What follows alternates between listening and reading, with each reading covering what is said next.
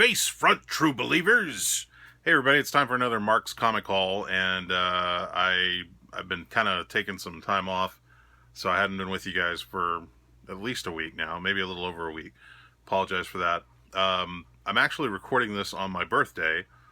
Monday night, May 1st, was my birthday, and I thought what better time to share my latest haul, which actually all came from eBay.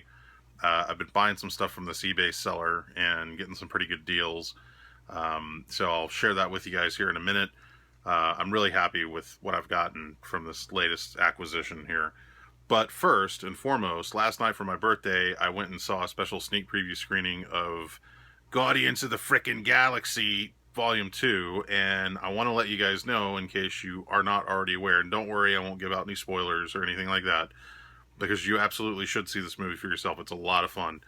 But there's some pretty big character appearances in the movie from some of the Marvel comics that we haven't seen before on the big screen, and I think that people are going to start looking for some of those issues, so you may want to try to grab them now before the movie opens on Friday if you can, or at the very least, look for them over the weekend. First and foremost, grab yourself a copy. You can probably still get them fairly cheap. Guardians of the Galaxy #1 from the 1990s series. There's a character that first appears in that comic called Taserface. Yes, Taserface. And silly name for a character, but plays a very important part and is very integral to the new movie. And I believe that 1990 issue #1 is his first appearance. But more importantly, there's some other characters in that first issue that you may or may not get a glimpse of in the new movie. So I think people are going to start wanting to track that down. And also be on the hunt for Thor 132 and 133, which is the first appearance of Ego the Living Planet, which plays a major role in the new movie. And that's not really a spoiler because it's been kind of revealed, I think, in a lot of the trailers and everything already. So anyway, and also, of course, because it's a Marvel movie, make sure you stay through the credits. There are, I'm not kidding, 5 credit scenes that you're going to want to stick around for. So there you go. It was a real birthday treat to be able to see that movie a few days early. All right, so this is a guy I bought some stuff from before off of eBay. He does these really good deals where, you know, he'll tell you what the grades are. He'll show you the comic. And usually it's either cheap buy it now or really low opening bids, and I've managed to get some good stuff. So I picked up in my latest box 43 comic books, and my total with shipping included was $126.55. That was my total. So keep that in mind going into this, and here we go. Ready? All right. First up, Captain America White. This is the Diamond Retailer Summit variant edition, the black and white edition. Really cool Tim Sale cover. I got 2 of these because I thought it looked cool.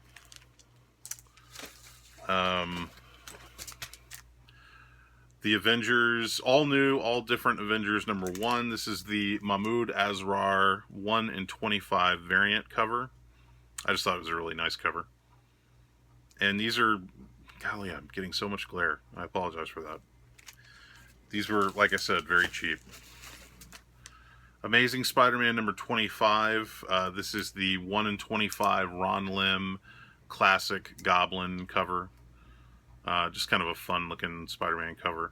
And you know, it's funny, this is a $10 book, like normally. Like if you bought it off the shelf, just the regular cover, it's a $10 book.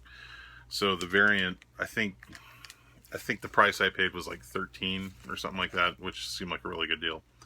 I collect Superman. I especially love Ed McGuinness Superman. I've never seen this, so I had to grab it so I could add it to my collection. This is the DC Comics Presents Superman 100-page Spectacular #2. And this is a deluxe format, as you can see, kind of a thick book.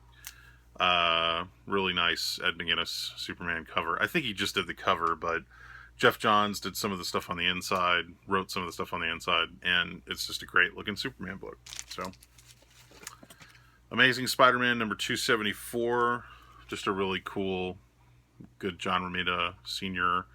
cover there. Just a great Spider-Man issue. I've had this issue on and off several times through the years, but I always like picking it up. It's a pretty cool cover. This is the Aquaman 51 John Romita Jr. variant cover.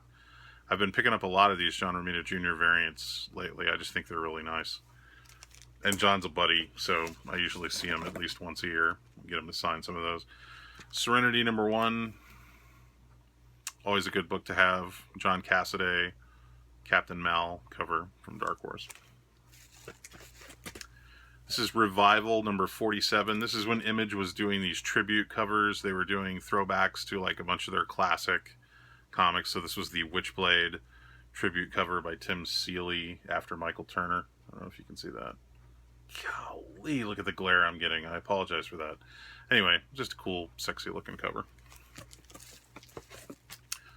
Deadpool #1. This is the, I know I'm going to screw this up, Kamome Shirihama.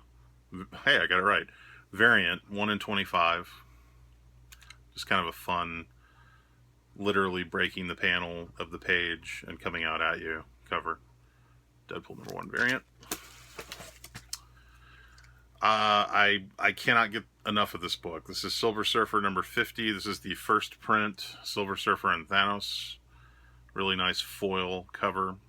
And the thing about these is that they're not that hard to find, but sometimes because of the foil and the printing process they use for it, you see a lot of ones that are really screwed up or scuffed up. This one is in pretty perfect shape, so I'm happy about that. I just got one of these not long ago, but I'm always happy to get another one. This is New Mutants '93, Cable versus Wolverine. My favorite, I think this is my favorite Rob Liefeld cover. I've just always dug that cover. I thought it was really cool. This is cool. This is X-Force and Spider-Man. This is the McFarlane and Liefeld. I think this collects issue 15 and 16 of Spider-Man, when Liefeld drew one issue and then McFarlane did issue 16, which was his last issue of Spider-Man. So this collects the two of them together. I actually had never seen this. He had a couple of like collected editions like this that I picked up. I was happy to get this because I'm going to see Sam Keith next month. This is Batman Lobo, Deadly Serious, Sam Keith artwork. It's just a crazy looking Sam Keith cover and interior art there. Cool book. More Sam Keith. This is a Sam Keith cover for Robin, the Robin Annual #1. I think he just did the cover, but it's still kind of a fun cover. This was around a period where Sam was doing a bunch of different Batman covers. Robin #183. This was the last issue of the Robin series that ran a few years back. And this was part of the Last Rights storyline they were doing through all the Batman books. But these last issues typically are pretty under-ordered, so I was kind of happy to get that. I didn't already have it. Astonishing X-Men #1 from the Warren Ellis, Kari Andrews. And this is like it's a weird, it's not foil, but it's like a silver paint print job on the cover. And apparently it reflects the sun. This is my ceiling fan. That is the light from my ceiling fan. Can you get over this? Look at this. It's like I'm the Human Torch. Look at this. This is crazy. Sorry about that, folks. Anyway, it's a silver, kind of a cool embossed cover. And I didn't have it, so I figured I'd go ahead and pick it up. Here's a little Guardians of the Galaxy action for you. This is Rocket Raccoon #1. This is the Loot Crate exclusive variant cover with Thanos in the background. I love Thanos. Anything Thanos. And I love Rocket Raccoon. So, kind of a fun cover. Didn't already have that either. And I didn't have to go through Loot Crate to buy a box to get it. So, Power Man and Iron Fist. This is the Convention in-store kickoff variant #1.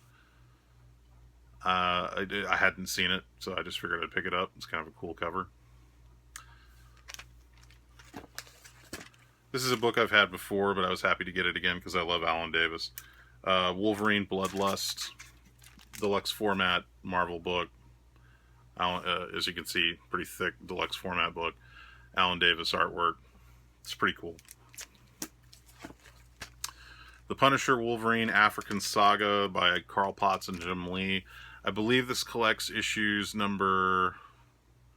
Oh man, I don't want to misquote, but I think it's 15 and 16 of Punisher War Journal. Or it may be lower than that. Anyway, Jim Lee did some War Journal issues, and I believe this collects the ones with the Wolverine crossovers. So, Jim Lee Punisher. Awesome. I think I just bought some of these from the same guy, but I'm always happy to get more. This is Legion 2001, I'm sorry, Annual 1991, part of the Armageddon 2001 storyline, and a Lobo appearance, of course. I'm always picking up those Lobo appearances. The main man. Legion 90, Annual 1990, Annual number 1 from 1990, and again, Lobo fighting Superman. And since I love Lobo and I love Superman, that's a good one to have. And I realized if you watch my last video, I think I showed these exact same issues. I just picked up more of them because they were cheap. Legion 92, this is the 1992 Annual number 3. Again, Lobo. Great cover. I picked up a few of these, I think in one of my very first videos that I posted, but he had another one, so I picked up another one. This is X-Force number 15. This is the 4th appearance of Deadpool, if I'm not mistaken. And more importantly, this is Deadpool versus Cable. As we all know, Cable is going to appear in the next Deadpool movie, so that's a good book to have. And it's one that's somewhat elusive out there in the wild. I don't know why. I just picked this up because I love the cover, and I think it may be the only issue that Val Merrick did the artwork for, Web of Spider-Man. Val Merrick is the co-creator of Howard the Duck, lives in Texas, comes to a lot of Texas shows, so I see Val quite a bit, so I just wanted to pick it up because it's a good issue. It's got some fun stuff in it. Silk number 2, this is the Phantom variant. This is the black and white, an homage to Amazing Spider-Man 300 by Todd Knock. And Todd and I are good buddies, and these had completely passed me by. There's a whole series of these that he did variants for various books, and I just thought it looked really cool. And a little bit of trivia, this right here, that is the cover to Sensational Spider-Man number 24. That's the original cover art to Sensational Spider-Man 24, which was Todd Knock's very first Spider-Man work at Marvel. So technically that helped him get all those Spider-Man gigs that came afterwards. So not only am I friends with Todd, but I'm a big fan of his work as well. So very happy to have that piece. And that's Young Justice number 1 right there. I bought those. I bought those when they were not as expensive as they would be right now. So I'll put it that way. Guardians of the Galaxy number 1. This is the ForbiddenPlanet.com edition variant. And Forbidden Planet, for those of you that are unaware, that's a store in the UK. So the chances of me getting over there are pretty slim. So I was happy to get that. Just a fun variant cover. Mike Perkins did the artwork on that. This is a book I've had before, but I wanted to get it again. This is Wolverine Inner Fury, artwork by Bill Sienkiewicz, another deluxe format, thick Marvel book. But crazy Bill Sienkiewicz Wolverine art in this book. Really fun. And again, I just got one of these, I think from the same guy, but I'm always happy to get more. This is Batman Judge Dredd, Judgment on Gotham. Just got another copy of that. So now I have a reader copy and a keeper copy. This, I oddly enough did not have, and I don't even know that I've ever really seen it or was aware of it, which I'm kind of embarrassed to say that because I'm such a fan of Lobo and Simon Bisley. But this is Batman Lobo. This is an Elseworlds book where I guess Lobo becomes Batman and Simon Bisley doing the artwork. So I cannot wait to read this because that'll be a first for me. You see that okay? There we go. If I hold it at an angle, it's picks it up pretty good. This is a great book. I've had it several times before. Beautiful Brian Boland cover. I think Tito got one of these in a awesome act of kindness. This is Secret Origins Special featuring the Riddler, Penguin, and Two-Face. And what's really cool about this book is it has not one, but 2 Neil Gaiman scripted stories. There's a plane going overhead. I live next to an airport, in case you weren't familiar with that. But it also has a Sam Keith Penguin origin story. So that was really cool. I was very happy to pick that up since I'm going to see Sam next month. I'm going to sign it. This collects the, I think it's like 8 or 9 different issues of Marvel Comics Presents. There was a Cable and Ghost Rider story, and Marvel Comics Presents stories were never more than like, I don't know, 4 to 8 pages or something. So this collects all of this story together with a Sam Keith Cable and Ghost Rider cover. So pretty cool. Howard Mackey story. I forget who did the artwork on that. Picked up one of these not long ago, but since he had one for sale, I decided to pick up another one because it's a book that is pretty uncommon. I don't see it very often. Hawk and Dove Annual 1998. Funny thing was, in the other video where I talked about this, I was saying that I would almost consider this rare just because I had never seen it. It's a Rob Liefeld cover. But then here this guy had one. But this is only the second copy I've seen. Granted, both of them back to back, but still, I never saw it back when it first came out. Spawn number 259, the Satan Saga Wars Part 1. Just a great McFarlane cover there. Eric Larson. I think this was when Eric Larson first started working on the book. Venom the Madness number 1. Kelly Jones artwork. Kind of a fun, like, embossed. I don't know if you can tell. It's got this embossed sort of textured cover there. Venom versus Juggernaut. This I was very happy about because I had these at one point. I got rid of them. They've been worthless for years until the last year or so with Suicide Squad coming out. Everybody went nuts. This is Legends issues 1 through 6, and if you don't have these, you may want to look for them because they are fun books to get. Legends number 1 is the first appearance of Amanda Waller. It's the first appearance of the new Captain Marvel, and it also has a Deadshot appearance. So Amanda Waller, who runs the Suicide Squad, that's her first appearance. Legends number 2, not much going on there, but Ronald Reagan first appears in the book, and it's the first mention of the new Suicide Squad on the very last page. Now here's the book. This is the book. I was so happy I got this. This is the first appearance of the new Suicide Squad, and this book sells pretty well. And this is a beautiful copy. I mean, there's just nothing wrong with this copy. It's perfect. So there they are. First appearance of the new Suicide Squad. And Death of Blockbuster, I think is the guy. This is the second appearance of the new Suicide Squad. Now, what's cool about this issue, nobody talks about this issue, and the guide doesn't really show any sort of increased value for it. This issue, not only is it the second appearance of the new Suicide Squad, but it also has a Joker appearance, which is the only Joker appearance in this series, Legends 1 through 6. And, because Joker was in the Suicide Squad movie, I would think that that would be somewhat significant. But still, second appearance, new Suicide Squad, it should be worth more than just cover price. So look for that one, number 4. I just love this cover. This has got to be one of my favorite John Byrne covers. This is Legends number 5. In the first issue, Billy Batson swears he's not going to use his power to become Shazam again. In this issue, he decides to cave in and go ahead and do it. I just think it's a great cover. And that rich black background, I don't often see that in really good shape. And then finally, this is Legends number 6. This is officially the third appearance of the new Suicide Squad. They did not appear in issue 5. It's also the first appearance of the new Justice League. That they went on to have a series for Justice League. And the Suicide Squad series that came out in 1987 came out a month after this book. So this technically leads right into that new Suicide Squad series. So that's a cool book to have.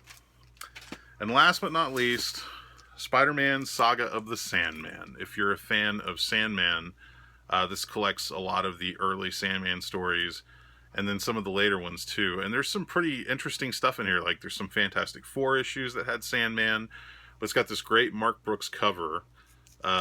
And this is a real thick trade. But this is if you're a fan of Sandman, this is an awesome book. This is really, really great. I couldn't believe it. So there you go. All those books, everything. $126 with shipping. that was it. I thought that was a great deal. It was a fun little birthday gift for myself, I guess. Last but not least, before I wind this down, I did want to point out a friend of mine, James Vinhouse, has a new book that's out in comic stores. It's called Night Owl Society from IDW, and this just came out last week. And James will be appearing at the Dallas Comic Show September 16th and 17th. But this is a cool book. If you haven't picked it up, give it a try. It's, like I said, it just came out last week, so it's fresh out there. It's a 3-issue miniseries.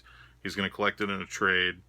And all of that stuff will be out in time for his appearance at Dallas Comic Show. So, Night Owl Society. Check it out. See what you think. I thought it was really good. So, all right. That's all I got. Just want to say thanks to everybody for the nice comments and things that you guys have been saying. Keep up the great work. Following some new people. A couple of very lovely ladies that are doing great stuff on here. Miss Comica and Amy McLean. I'm really enjoying their videos, and it's nice to see a female perspective. There's a lot of dudes on YouTube, so it's cool to see some ladies collecting comics and being very enthusiastic about it, and they're doing great videos. Aim High Comics, of course, doing great stuff. Kingdom Comics, Tito, what's up? Seeking Near Mint, great videos as always. Mr. Rigor Mortis doing great stuff.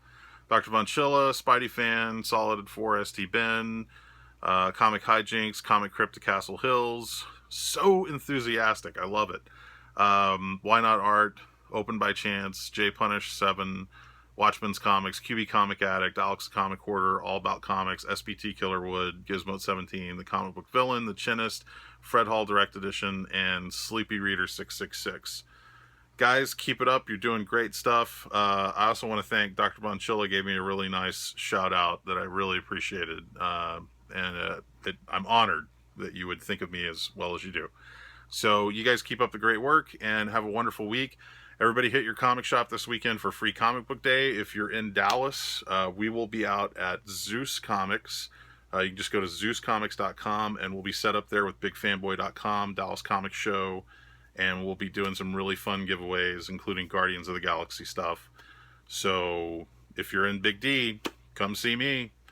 See you guys at our next video, my next video. I'm tired. I need some sleep.